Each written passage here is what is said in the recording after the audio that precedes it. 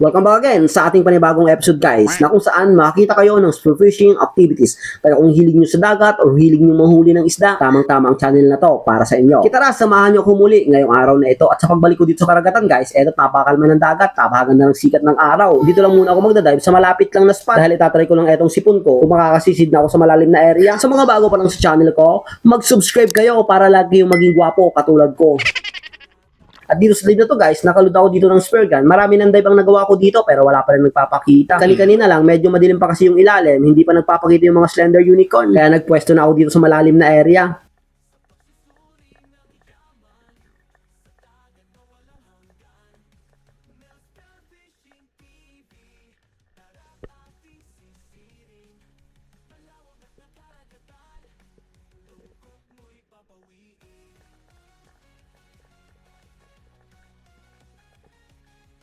Pagkapwesto ko dito, maganda naman yung activities ng mga bait dito. Nandito karamihan. Eto, may makikita tayo ditong angelfish. Saka nandito rin yung mga one spine unicorn. At eto mga dalagang bukid.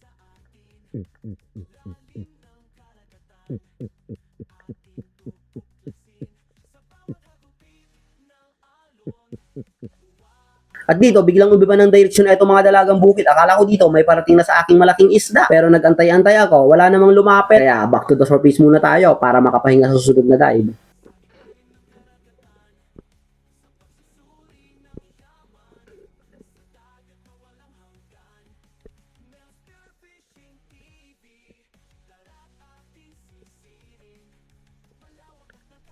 Sa pagbalik ko dito sa ilalim guys, eto nagpakita na yung grupo ng mga slender unicorn. At eto talaga ang hinahan ko dito sa spot na to, ang magpakita itong grupo ng slender unicorn. Ang problema lang dito is maliliit yung nagpakita ngayon, hindi yung malalaki. Pero goods na rin para hulihin. Dahil nga matagal tayong hindi nakatagim ng sariwang isda, ng preskong isda. Gigil na gigil ako mag-pull ng trigger dito.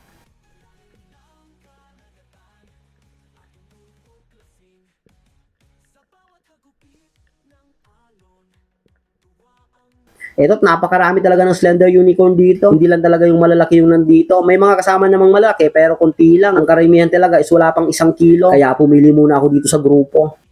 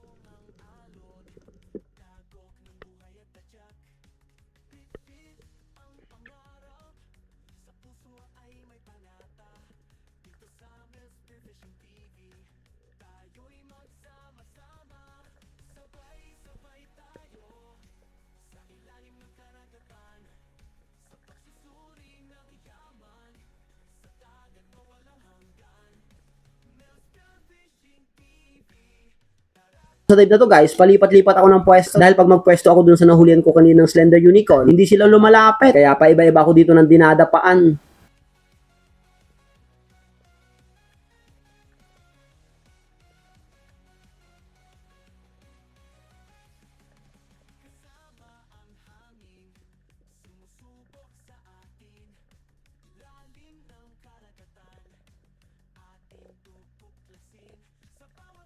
Dahil nga nabawasan ko na ng isa itong mga slender unicorn, hindi na masyadong lumalapit sila sa akin, hindi ako makapull ng trigger dahil medyo malayo. Out of range pa rin para makatira ako ng isa. Kaya dito sa dive na to, wala akong nahuli. At nag-resurface na lang muna ako dito. Hindi pa naman aalis yung mga slender unicorn dito sa spot na to.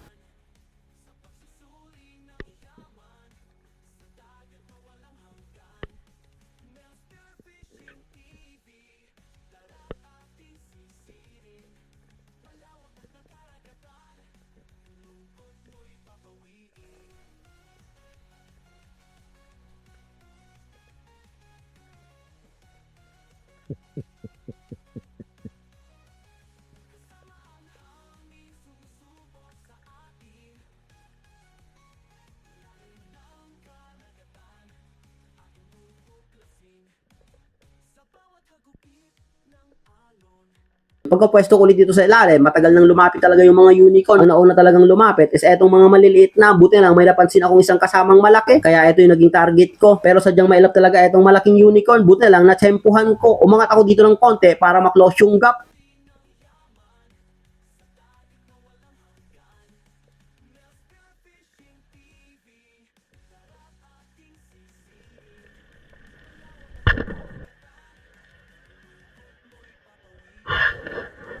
At pagka-pull ko ng trigger dito, hindi ko inasahan, naka-double set ako ng Slender Unicorn. Ayos na pagka-pull ng trigger yon. At habang pa-resurface na ako dito, ito ang hindi ko inaasahang makita ko dito sa taas. Napakalapit na akong masagasaan na itong bangkang dumaan. Grabe, kamuntikan na talaga, kunting distansya na lang, buti lang mabilis yung patakbo. At swerte pa natin na hindi tayo nasagasaan. Muntik na tayo dun ah. Uy. Grabe, dito naman. Saktong-sakto. Buti lang nauna, mabilis. Ay, tapat na tapat. Ay, ano ba yan? Ay, thank you Lord. Hindi pa rin tayo na-disgrasya ng motor na yun. Ay, 640 na.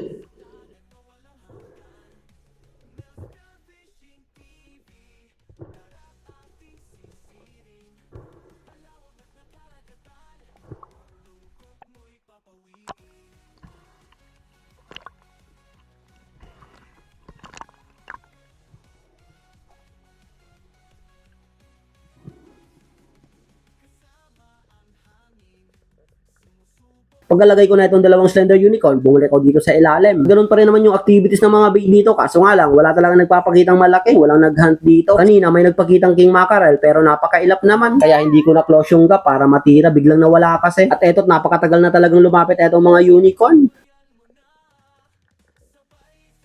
At nawala na rin yung kasamang malalaki dito. Puro maliliit na itong nagpakita. Buti lang may napansin akong kasamang etong malapad na unicorn. Ito talaga yung lumalaking unicorn. Umaabot ng 5 kilo etong malapad.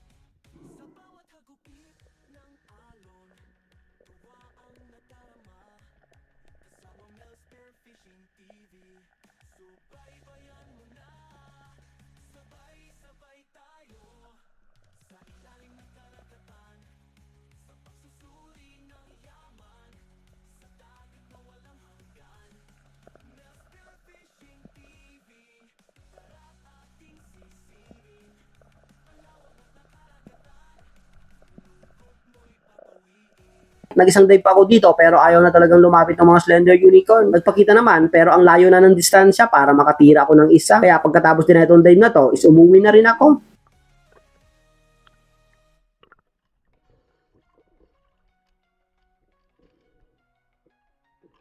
Yun guys, umahon na ako. Medyo okay na yung pakiramdam ko. Nakakasisid na sa malalim na area.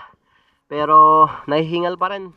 Dahil unang dive pa lang natin ngayong araw na ito. Ay, muntik pa tayong masagasaan ng bangka kanina. Naka-4 na piraso naman tayong unicorn. Itong isa is malaki. Itong isang slender.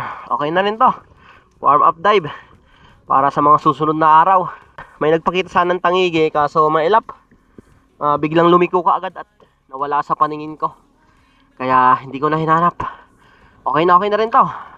Bawi na lang tayo susunod na dive. 4 na piraso, puro unicorn. Thank you Lord. At dahil nga magaling na yung sipon ko, nakakasisid na ako sa malalim na area. Bumalik ako dito sa dagat pagdating ng hapon. At dito ako magdadive sa paboritong spot natin. Medyo matagal din tayo hindi nakadive dito. Dahil sa mga previous episode natin, yung nakahuli tayo ng napakalaking mamsa, doon tayo nagdive sa old spot ko. Pero napakaganda yung pagbalik natin doon sa old spot. Napakaraming nagpakitang malalaking isda. Pagulog ko dito ng spear gun, hinanap ko pa itong mga bait dahil pa iba-iba itong agos. At nandito sila sa kabilang pangpang. Kaya medyo malayo yung nalangoy ko dito.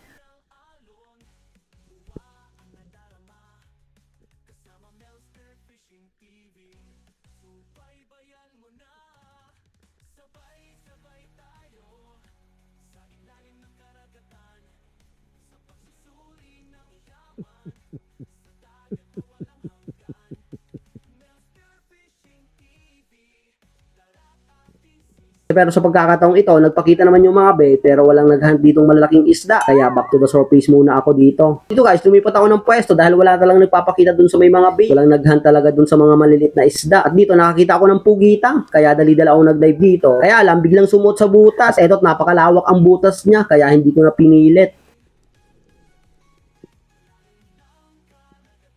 Nag-ambush pa ako dito, nag-antay-antay, baka sakaling may lumapit na isda. At hindi naman ako nabigo, may 3 dugtutunan palapit sa akin. Kaya lang, hindi pa nakaposisyon yung pana ko. Kaya ayun, biglang umigot at lumayo na naman. Hinabol-habol ko pa to, pero hindi na talaga naabutan. Mailap na.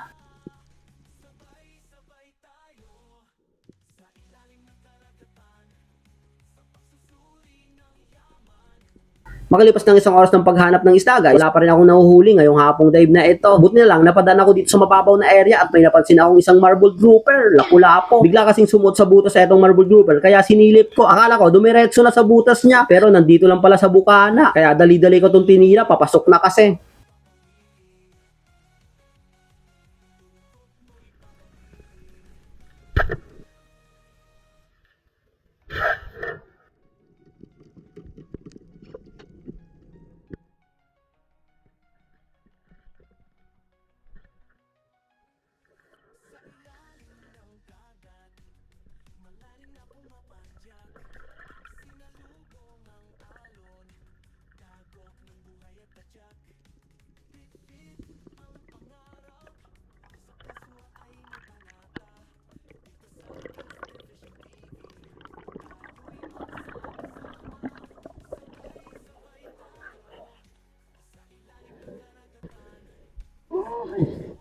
Thank you, Lord.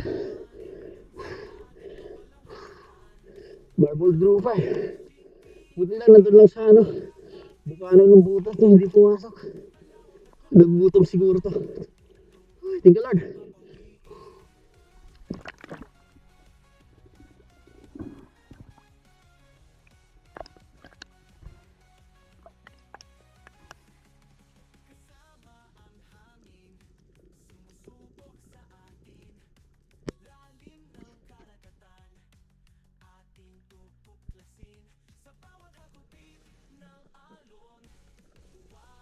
At makalipas pa ng 1 oras, pagkahuli ko ng marble grouper, yung lapu-lapo, akala ko masusundan pa pero wala talaga nagpapakita na wala na kasi yung agos. Buti lang, sa dive na to, may nagpakitang isang talakito, good size na rin para iulam, kaya kinuha ko na to.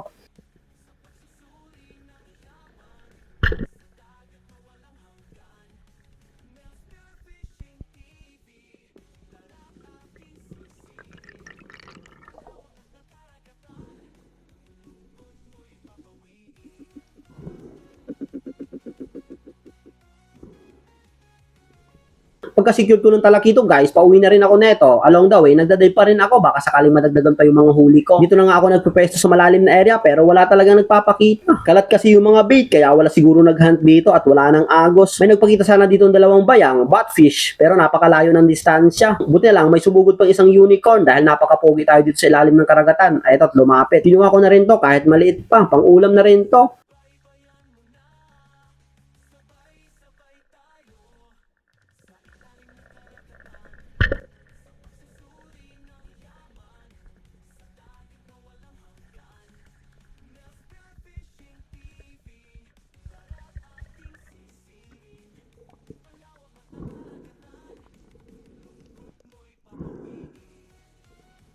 Pagkatapos kong masama itong unicorn guys, nag-isang dive pa naman ako dito sa may buhangin. May nagpakita sana ng isang pakol or trigger fish, pero mailap talaga ang mga isda ngayon, kaya hindi ko na pinili. Shoutout nga pala kay Greek TV, Okodaira Family, May Agnes Estotse, Armando Suaverdes, Gil Magallanes Sr., Romel Navarre, Daniel Taulaba, Erwin Labin Malayan, Javier Family, Federico Javier Jr., Hanford de San Jose, Anne Rosal, Frederick Tirado, Novim June Batak, Chere Ascares, Edison Abac, Patrick Pahalya, Johnny Heisten, Tis Faner, Alexander Sidilia, Mario Permejo, Alan Aquino, Menton Bernel, Joseph Oclaman, Jit Duque Lovebird, Rodolfo Asio, Rodrigo Nadungan, Larry Comandante, Celos Family, Jenny Joy Alcantara, Darkbird, Miguel Drillo, Antone Fadera, Alejandro Acosta, Anika Fidrasa, shoutout sa family niya na nasa Cabanatuan, Nueva Ecija, Paclibar Family, Emmanuel Lompod, Tony Saarinas, Damasco Family, Jade Narido, Raymond Gundran, Boots, Ellen May, Maya Otzel, Agustin Elisis Kasumpang, Florante Miranda, Elvera Miranda, Ruel Busky, Manres, Pablo Alaw, Alaw Family,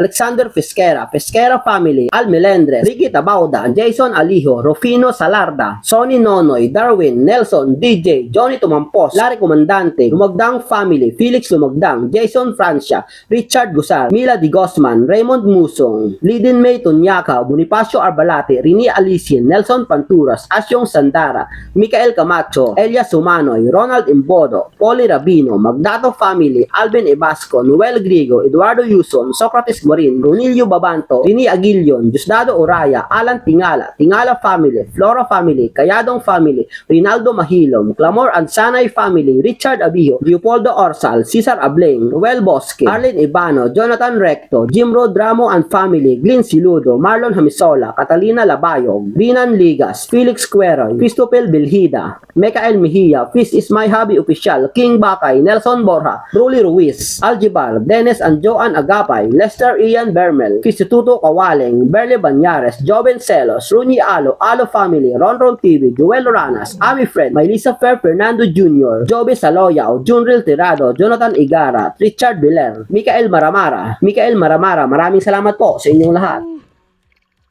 5:30 na. Halos ano din yung dive. 3 oras. Paiba-iba yung agos. Kaya siguro walang nagpapakitang malaki. Buti lang nakauna tayo ng etong grouper. Marble grouper. Okay na rin, medyo malaki. Mga 3 kilo siguro. Saka yung pauwi na itong talakitok, saka itong unicorn kinuha ko na. Naka 3 piraso tayo. Okay na rin to. At least hindi tayo na zero. Kaninang umaga doon tayo nag-dive sa kikitaan natin ng mga slender unicorn. Naka 4 na piraso naman tayo. Kaya okay na rin sa pagbalik natin dito sa dagat. Sa pagbalik natin dito sa dagat, may nagpakita ka agad. Thank you Lord. Bawi ulit tayo susunod na dive.